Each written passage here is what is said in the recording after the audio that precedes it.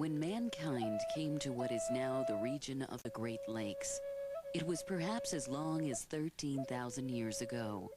Near the end of what we call the last ice age, glaciers a mile high were receding to the far north.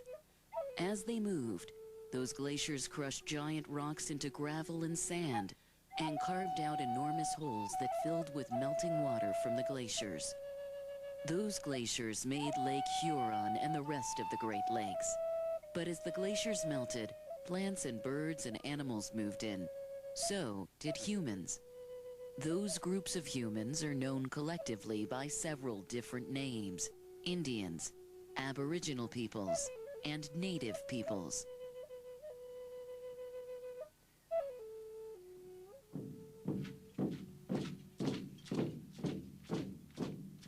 Traditional Indian stories tell of a creator of all things who placed the native peoples on their homelands. There are many scientific theories on how native people first arrived in North America. Many scientists think the native peoples came to North America by walking from Asia. Today, there is deep water separating Russia and Alaska. On a map, you'll see it's called the Bering Strait. But more than 13,000 years ago, evidence indicates that there may have been a land bridge there, connecting the two continents. According to native peoples and their oral history, they have been here since time immemorial. These first groups of people in North America are often called Paleo-Indians, which means Indians from the old time. We don't know much about them. We don't know what kinds of clothes they wore, what their houses looked like, how their families worked, or their religious or spiritual traditions. Mostly, we have to make scientific guesses about those things. But we are certain of one thing: they had to be very strong people to survive the difficult times after the Ice Age. Most of what we know today about these people is based on evidence from stone tools modified by people and bits of bone. Spear points were among the first tools of the Paleo-Indians and can be found across North America.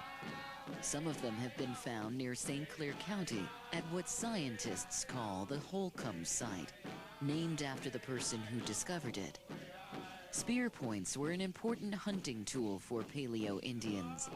We also know that in these early days after the Ice Age, giant mammals roamed the land. For example, mastodons, which looked like elephants with heavy fur and huge tusks, lived in what is now St. Clair County.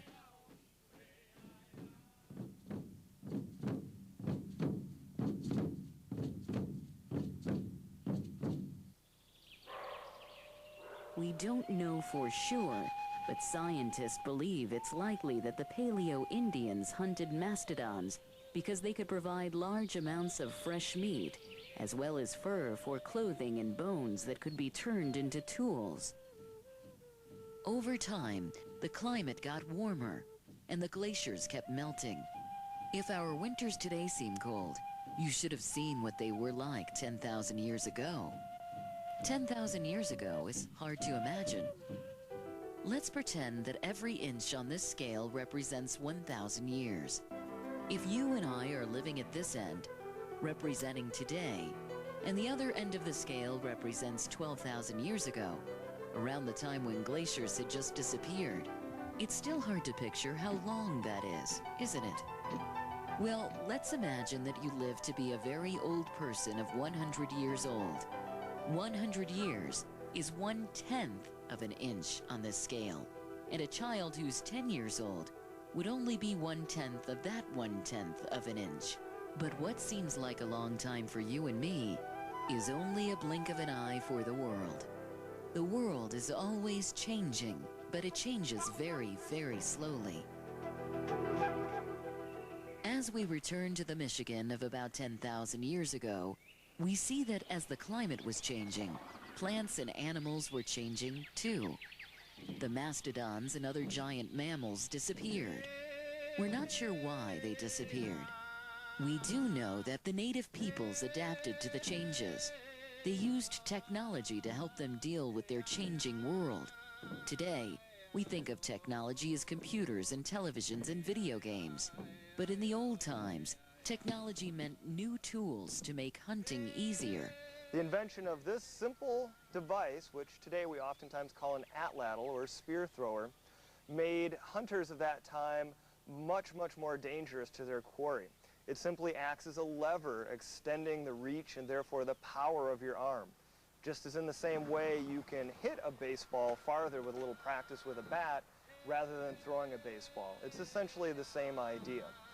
With the atlatl, they were more successful hunters, and their tribes were better able to survive. Scientists today have theories about what day-to-day life would have been like for native peoples in North America thousands of years ago. Spear points and animal bones are strong evidence of how these people hunted. Traditions handed down through the generations provide indirect evidence that the ancestors of today's native peoples developed many skills to help them survive. Among these traditional skills is that of using natural fibers to make baskets, ropes, and even fishing nets. Techniques developed over large spans of time continue today. Scientists believe it is likely that during the old times, native peoples were relatively few in number and lived in small groups. During this time, St. Clair County and the rest of Michigan was covered mostly by pine forests. Scientists know that not a lot of other plants could grow in such dense, cold pine forests. That meant there wasn't a lot of food in those forests for either people or animals, so they would have to move around a lot, which is easier for small groups and a lot harder for large groups. It also seems likely that if native populations were larger, we would find more evidence of them. But there may be another reason evidence is scarce.